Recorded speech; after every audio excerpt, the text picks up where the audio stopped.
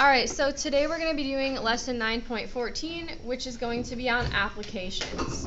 So we're going to take all the knowledge we've been learning about all through chapter 9, and we're going to apply it to real world scenarios.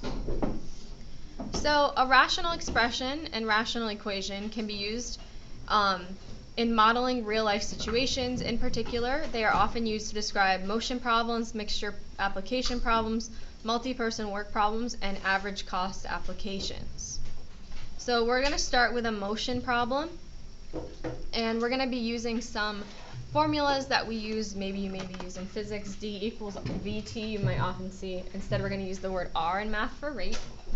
So it says a boat can travel 15 miles per hour in still water and can travel 36 miles downstream in the same amount of time it can travel 24 miles upstream. Find the speed of the river's current. So why do you think the boat travels faster going downstream than upstream? Exactly, it's going at, you said the current, right? So the current has a speed of its own, okay? So we're going to be referencing that in the problem. C is going to be the current speed. The speed of the current, not like current like happening right now. You know what I mean? Like current as in like literally a current, okay? So we're going to be talking about current speed. So, hi, what's up? I am teaching. Alright, so a boat can travel 15 miles per hour in still water, and then it will go faster if the current's going with it, and it's going to go slower than that if the current's going against it, right? So how much distance did the boat cover going upstream? 24 miles. Good, and how much distance did it cover going downstream? 36. Good. Now we're going to talk about the rate. The regular rate for the boat is 15 miles per hour. So if we're going upstream, is the current going to be helping us or hurting us? Hurting us. So it's going to be 15 minus the speed of the current. It's going to be going the opposite direction, slowing us down. And then what do you think the downstream is going to be? 15 plus. Good, plus C, because the current is adding that extra speed to it. Now, what we're going to do is we're going to figure out time. Now, isn't it true that I could rearrange this formula as D over R is equal to T by just dividing by R on both sides? Does everybody see how I got that? So, isn't it true that I can write time as a proportion of distance in the rate? So it's just going to be distance over the rate will be time. Distance over rate is time, based on the formula. So we have any questions about how I got that? Just manipulating the equation and then plugging in for R, for R and D. Now it also tells us that it travels downstream and upstream in the same amount of time. So what can I do with these two measures of time? Set them equal to each other, exactly. So 24 over 15 minus C is equal to 36 over 15 plus C. And then we are going to cross multiply. We get 36 times 15 minus C is equal to 24 times 15 plus C. We use the distributive property,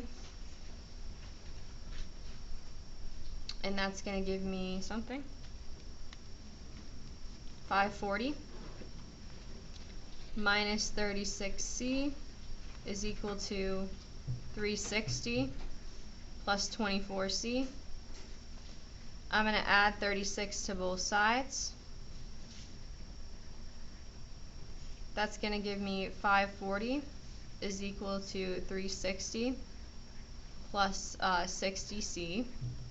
I'm going to subtract 360 on both sides, and that's going to give me 180 equals 60C. Can you slow down a little bit? So this part is just like the basic like solving it like a two-step equation. So I'm not like showing all these steps, you know what I mean? Like I'm not showing subtract 360 on both sides. I'm just doing it in my head and then listing it. Do you guys see what I'm saying? And then C equals, what am I going to do to solve for C? By 60. Yes, divide by 60. So that part, yeah, you guys are just doing algebra there. So what does C represent? What is the units? Miles per hour. miles per hour, which is the current speed. So just for fun, that's all the question wanted to know was the river's current speed.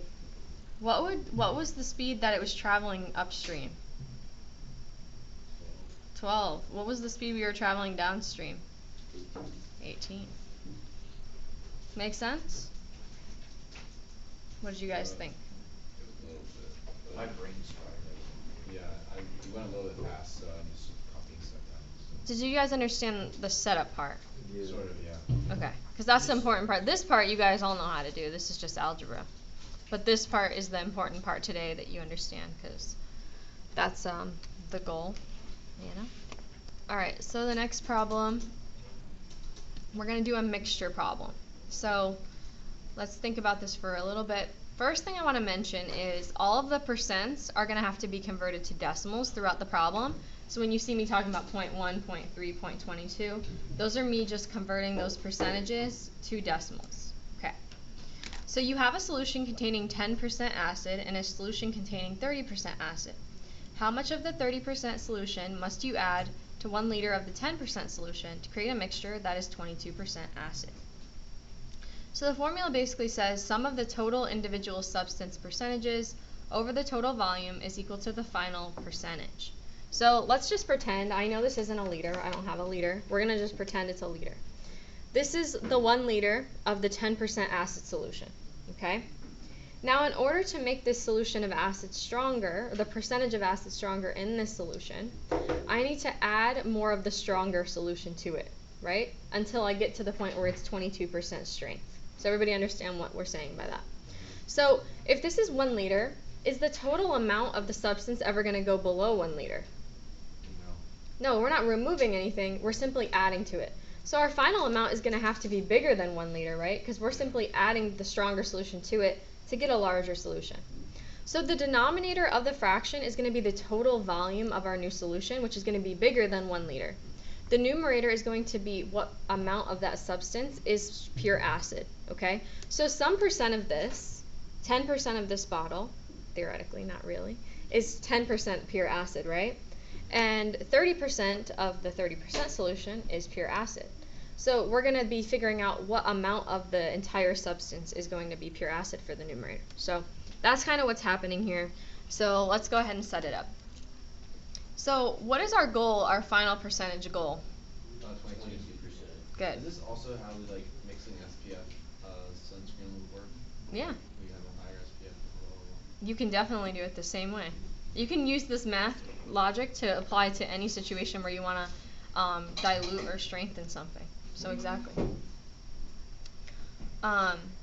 So we know that basically 10%, 0.1, times the liter of this amount will give me how much acid is in that particular solution, right? Everybody see why I did that? Okay. Do we know how much of the 30% acid we're going to be adding? No. So what do we call something we don't know in math? Question X. Well, that would work too, but we usually use a variable, right? So this represents what percentage, basically, of our substance is going to be pure acid, okay? The 1 liter times 0.1 plus 30% times whatever amount of that we add. We don't know what that is yet, so we call X, okay? Now the denominator is the total amount of liquid, period. So we know for sure we have 1 liter, right? 2 liters, right? Because we have another liter. We don't know how much of the 30% we're going to need to add to get it to 22. So we called it X earlier, so we're still going to call it X. So X will tell us how much of that other substance we're going to have to add. Does everybody see where the setup came from? Yeah. Now to solve this, we can put this over 1, and then we can do what process? Cross multiplication, right? So that's going to be 0.22 times 1 plus x, which is equal to 0.1 times 1 is just 0.1 plus 0.3x. Okay. Any questions about that? Now what property are we going to use on the left here? Distributive property. That's going to give me 0.22 plus 0.22x equals 0.1 plus 0.3x. Now from here, our goal is to get all the x's to one side, all the numbers to the other. I'm going to subtract 0.22x to the other side.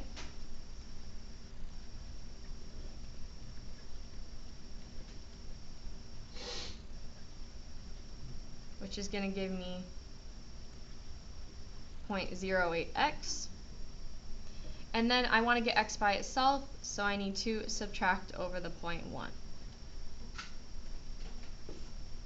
That's going to give me 0.12 equals 0.08x. And then what's my final step to solve for x? Divide by 0.08. So 0.12 divided by 0.08 is 1.5.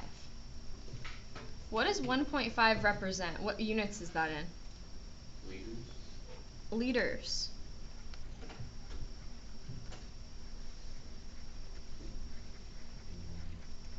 So we need to add 1.5 liters of the 30% acid solution to the existing 1 liter of the 10% solution.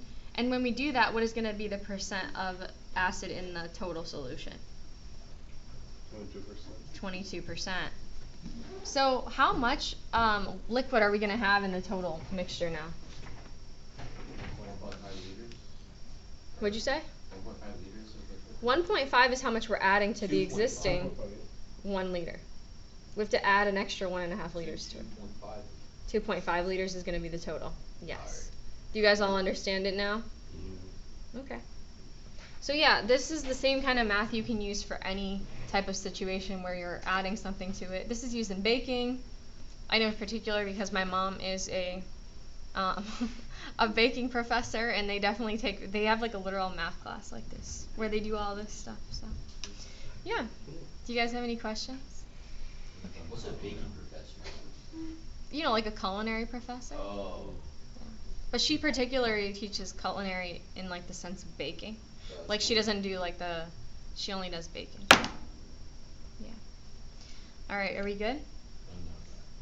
Okay. So the next question we're going to look at is going to be working rates. So these can be a little tricky to think about, so just bear with me. We're going to talk through it together. So if 2 people are working on something, obviously, is it going to take them more time or less time? Less time to do it together, right? But we want to figure out if it takes 2 people X amount of time to do something together, based on their rates, their individual rates, how long does it take for them to do it individually, oftentimes, or vice versa, okay? Well, So it might take them longer to do it individually. Like, if we have kind of like a social worker, if someone else is working, that's going to push me to like work more, I guess. I don't know. Like there's a psychological thing in there too. oh, well, yeah, we're not getting into all that aspect of it, just the general like rate, yeah.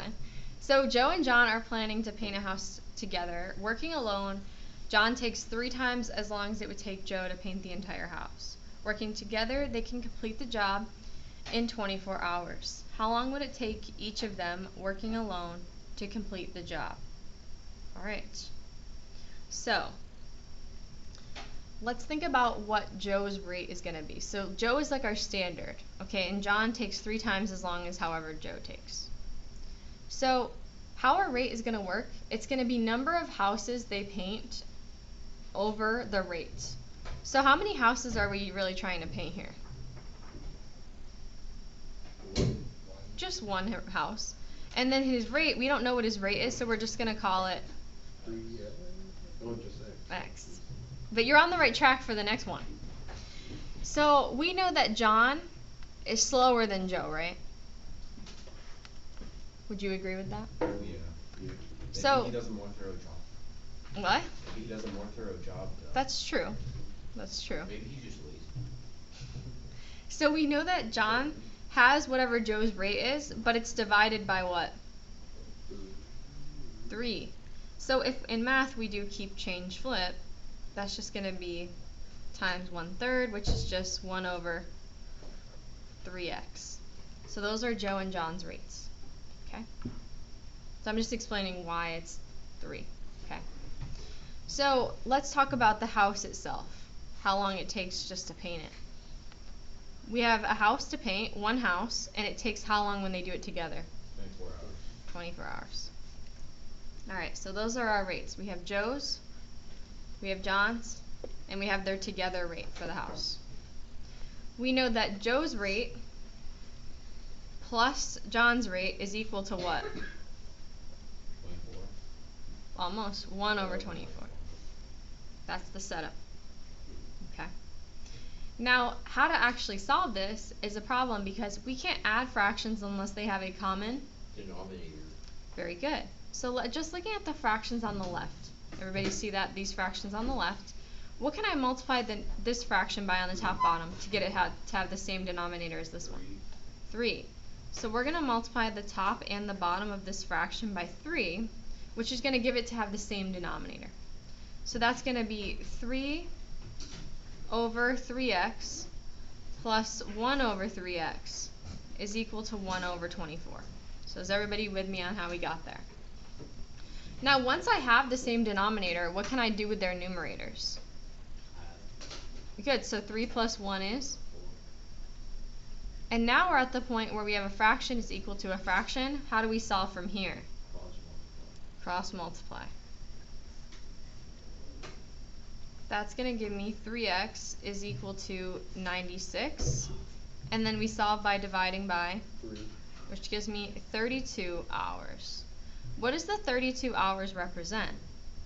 The amount of time it takes for Joe to complete stuff. If Joe were to do this completely on his own, it would take him 32 hours. How long would it take John if he were going to do it on his own? 24 hours. 96. 96. Oh. There's 3 to cross.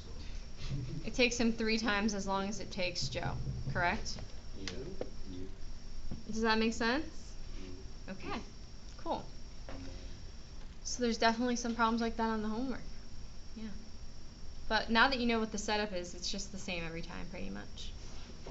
Anyone have any questions before we move on to our last problem together? I still have trouble with the setup. Like, it's kind of hard for me to tell which variable is which. Or, I mean, I guess it's only one variable, but like, so I guess. So it's kind of hard here's. for me to take it out of the word problem and put it into like the math. Yeah, it is going to be a challenge. The way you always want to do it is, if they're talking about someone else taking 3 times or 4 more than someone else, you want to make that main person that they're talking about X. Okay. Okay? Yeah. Alright, you ready to do average cost? Alright, so we're going to try an average cost problem. So, the initial cost to start a beekeeping business is $500. The cost to collect, clean, and bottle and label the honey is $1.25 per pound. Determine how many pounds of honey must be produced for the average cost per pound to fall to $1.25. So right off the bat, or sorry, $1.75. Right off the bat, we know what we want the average cost to be, and it is what? They tell us right in the problem. 1.75. And the average cost is going to be the production cost divided by the number of units. Okay, in this case it's going to be in pounds. So let's talk about number of units. That's just going to be X. Okay, we don't know how many that's going to be, so we just call it X. Now let's talk about production cost. Right off the bat, we know we have a flat rate production cost of how much? 125. Well, you're right. That's going to be part of it. 500. Oh, Plus 500. The $500 is a set fee you're paying no matter what, right? But then the $1.25 is per pound, where pound is going to represent X. So basically that's going to be based on how much you spend is going to be based on how many pounds you have, because that's the price of the honey per pound, right? So is everybody good with the setup? Okay. Now how would we go about solving this? Here's a hint. Put this over 1 and then do what? Mm-hmm. So 1.25x plus 500 equals 1.75x. Exactly. And you can do equals on either side. I think I have it the opposite way you did, but it's the same thing.